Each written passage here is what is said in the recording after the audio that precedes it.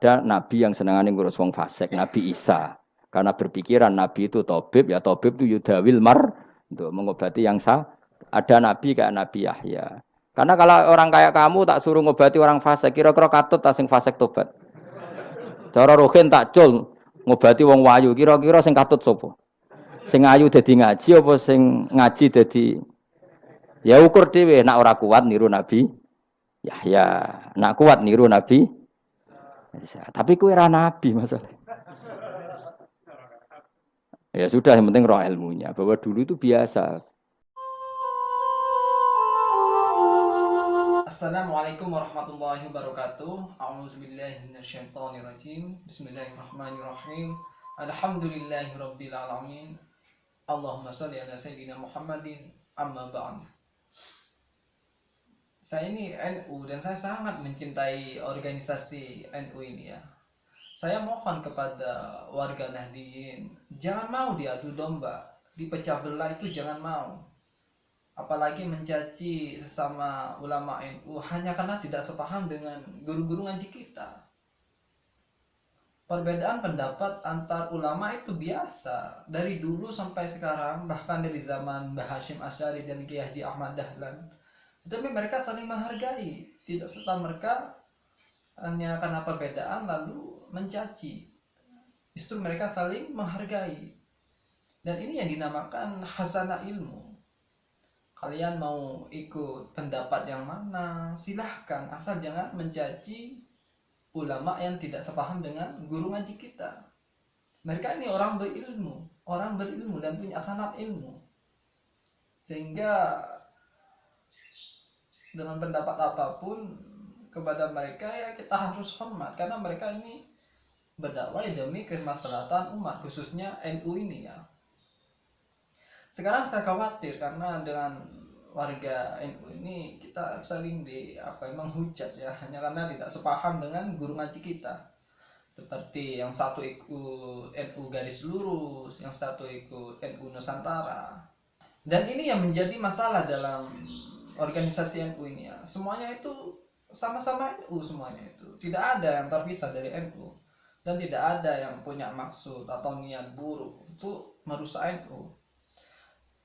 NU garis lurus ya tetap NU dan dibentuk dengan tujuan untuk melawan paham-paham Syiah, liberal, sekuler dan komunis lewat jalur amar ma'ruf nahi munkar. Jadi mereka ini tegas ya dan aktif jika ada pemahaman Syiah, liberal, sekuler dan komunis yang menyusup di NU, bahkan tidak sengaja dilontarkan oleh tokoh-tokoh NU. Seperti kasus tentang tokoh NU yang mengatakan bahwa semua kitab suci itu punya nilai yang sama, atau ada dosen NU yang mengatakan bahwa seks di luar nikah itu boleh. Mereka ini bertindak jika ada hal semacam itu.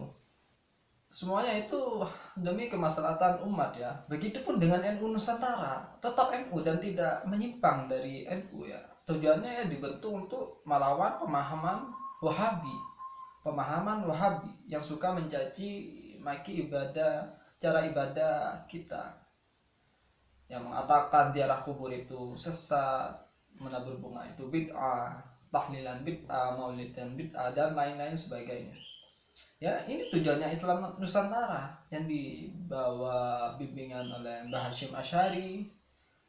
Rata-rata ulama yang ikut NU Nusantara itu kalem ya, lebih dengan cara menasihati dan mendoakan ya dalam dakwahnya ya, daripada langsung menyalahkan. Jadi mereka masih bertahap ya, ketika ada yang salah untuk membenarkannya itu mereka bertahap seperti itu. Tapi ya terkadang NU garis lurus juga mengkritik NU Nusantara ya, itu semuanya demi kemaslahatan NU, warga NU khususnya ya, yang tidak sepaham ya. Karena ini memang perbedaan pendapat, yang kita harus menghargai pendapat itu. Jika baik kita terima, jika menurut kita tidak pas dengan pemahaman kita ya kita hargai, tidak perlu kita mencaci ulama NU itu ya.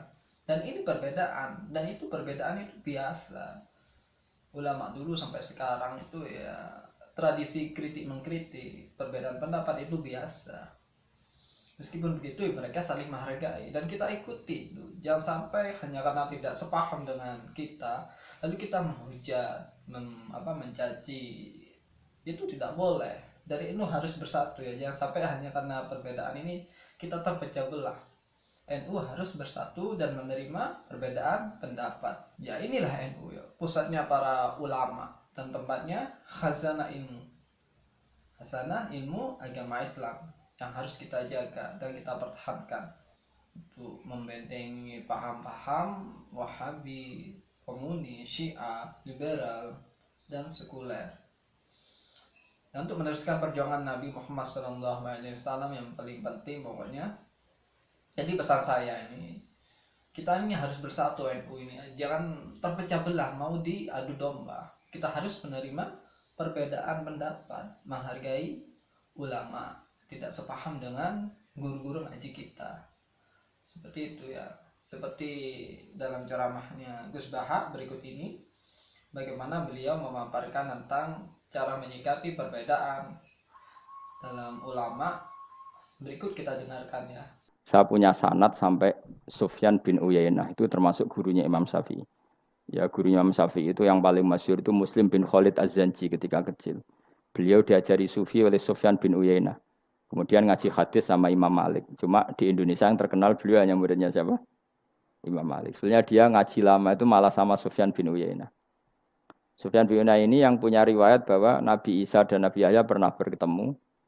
Ketika bertemu di satu kampung, sing Nabi Isa tanya, "Aina sirarun nas?" Lalu rumahnya orang-orang fasik di mana? Sing Nabi Yahya selalu tanya, "Aina khiyarun nas?" Lalu rumahnya orang-orang baik di mana? Ini sama-sama Nabi dan sama-sama muda. Kita tahu Nabi Isa juga wa atainaul hukma napa? Sobia. Nabi Yahya ya Yahya khudil kitab bi quwwah wa atainaul hukma sobia. Nabi Yahya juga mulai cilik alim, Nabi Isa juga mulai cilik alim wa yukallimun nasa fil mahdi wa kahla. Ini sama-sama orang alim mulai kecil, hanya dua itu, Yahya dan siapa? Isa. Itu sezaman. Saya ulang lagi, sezaman. Sama-sama anaknya orang keren, Yahya bin Zakaria, anaknya Nabi. Isa bin Maryam adalah wali besar. Nasabnya. Akhirnya Nabi Isa yang mulai tanya, "Limada tas'al aina khiyarun nas?" Kenapa kamu tanya rumahnya orang-orang baik di mana? Kata Nabi Yahya, kumpul orang soleh itu enak, nyaman. Ya kan nyaman kan kumpul orang soleh, tidak ada narkoba, tidak ada kegaduhan, tidak ada berisik. Terus gantian Nabi Yahya tanya, "Limada tas'al aina sirarun nas?" Lalu kenapa Anda tanya di mana rumahnya orang-orang buruk? Terus kata Nabi Isa, "Anan Nabi, saya ini Nabi, biman zilatit tabib, ibarat dokter, udawil marto. Maka saya mengobati yang sakit." Kalau Anda seorang dokter, nyari sampling penyakit, nyari di endemik daerah penyakit apa daerah sehat? Penyakit. Ya tapi kalau kamu takut ketularan, nyari daerah sehat apa daerah berpenyakit? Itu sama-sama madhab dalam ilmu. Dulu itu ya biasa, perbedaan seperti itu biasa saja. Karena semuanya karena ilmu. Sekarang enggak, kubu sebelah yang ngotot, kubu sebelah ya dalile pokoknya. Mana ada ilmu dalile pokoknya? Pokoknya kunut itu gini, kalau enggak kunut gini. Memangnya Imam Syafi'i lahir tahun berapa? Kunut enggak kunut itu ada sebelum tahun 12 dan tahun 26. Gue eleng-eleng. Nak di vulgar roh jare vulgar. Nak iku ra paham banget tenan. Maka orang-orang alim tahunya ya kunut dan tidak kunut itu al-khilaf baina madzhabi Syafi'i wa madzhabi Abi Hanifah. Sekarang tahu-tahu di zaman akhir jadi politik identitas. Kayak misalnya begini, tak contohkan lagi perdebatan. Pakai peci putih. Gus Naji itu putranya Mbah Mun, meyakini pakai peci putih sunat sehingga santrinya pakai peci putih. Mbah saya Kiai Hamid Pasuruan juga pakai peci putih. Santri sebelah kiri semuanya pakai peci putih karena putih itu sunat, ya sudah pakai peci putih. Tapi kalau Mbah Mun itu santrinya enggak boleh pakai peci putih. Haram kata beliau. Kata beliau, "Jong kajine wong desa-desa nganti adol Tegal, adol sawah. Mbok saingi ketu 5.000." Kata beliau. Nglarakno atine wong dosa apa haram? Dosa, Mbah. Lah ya iku dosa, mulane haram. Sehingga takannya akan santri sarang semua. Enggak ada santrinya Mbah Mun pakai peci putih, kecuali yang sudah kaji. Karena pikiran beliau itu menyakiti orang katanya. Karena kajinya adol Tegal disaingi 5.000. Tapi Mbah Mun sebagai orang alim yang membiarkan pondoknya Gus Najib pakai peci putih. Mbah Najib juga membiarkan ketika pondoknya Mbah Mun pakai hitam. Makanya saya keterusan peci. Saya itu sudah kaji, tapi karena saya mulai dulu nggak pernah pakai peci putih terus keterusan sampai sekarang. Tapi suatu saat aku juga nganggukan kan, entah kapan suatu saat. Jadi aku sowan Nabi keturunan iri, keterusan diharamno terus kebablasan ini. Itu logika istihad. Sama misalnya khasnya ulama itu pakai jubah, pakai apa? Ya sudah itu khasnya ulama. Terus kayak misalnya neng parkiran macak ngono. Alasannya anu tuh ulama. Kira-kira menyinggung orang apa ndak kira-kira? Kowe kelakuanem cek ra karuan jubah sunah Rasul terus kene parang tritis delok wong macem-macem jubah. Kacau gak? Elek-eleki nasab apa enggak? Boy orang itu mikir, jadi karena ada selalu masalah ijtihadiyah. Abdullah bin Mas'ud dulu itu kalau sholat itu nggak pernah pakai baju resmi, seringnya pakai sarung tok, kadang nggak pakai baju. Ketika ditanya, kamu ashabu Rasulillah, kenapa sholat dengan cara seperti itu? Terus beliau ngendikan, wong ben roh nak standar minimal sholat seperti ini. Kalau saya sholat selalu pakai pakaian sempurna, nanti dikira itu aturan fardu dan umat menjadi berat. Sampai seperti itu ulama menjaga konstitusi bahwa yang penting dalam sholat adalah satrul aurah. Zaman itu sudah sahabat dan tabiin karena Nabi sudah wafat itu sudah pakai pakaian lengkap. Tapi Abdul bin Mas'ud tiap sholat di masjid dia menunjukkan pakaian paling tidak lengkap. Jadi pernah beliau sholat itu hanya pakai sarung terus diikatkan di lehernya. Ketika ditanya, dulu kita dengan Nabi pernah sholat seperti ini. Akhirnya ulama menjadi tahu nak ngono sholat paling pokok itu nutupi mabena surah war rukbah. Andai kan tidak ada cerita Abdul bin Mas'ud mungkin dikira sholat syarat sahnya ya seperti itu. Maksudnya pakai jubah terus, pakai pakaian begitu terus. Barokahnya Abdul bin Mas'ud orang tahu standar minimal. Jadi kalau ulama itu motifnya seperti itu. Rasulullah kira-kira senang qiyamul lail apa enggak? Senang. Tapi beliau qiyamul lail di masjid hari keempat, hari kelima sudah tidak keluar ke masjid. Karena Nabi kalau selalu melakukan nanti dikira fardu. Tapi kalau enggak melakukan nanti orang enggak qiyamul lail. Maka Nabi pernah melakukan ya pernah tidak. Ya sudah itu konstitusi dalam tradisi ulama. Jelas ya. Saya sholat di pondok saya sendiri sering jadi makmum. Karena semua kiai sudah jadi imam. Nanti dikira syarat sahnya imam itu kiai. Repot. Makanya saya tunjukkan kiai juga boleh jadi makmum. Andai kan semua kiai jadi makmum, saya nanti jadi imam.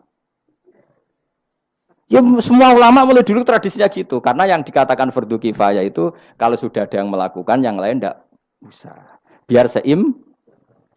Sekarang enggak do geruduk kabeh. Makanya terus kacau. Coba sekarang misalnya gini.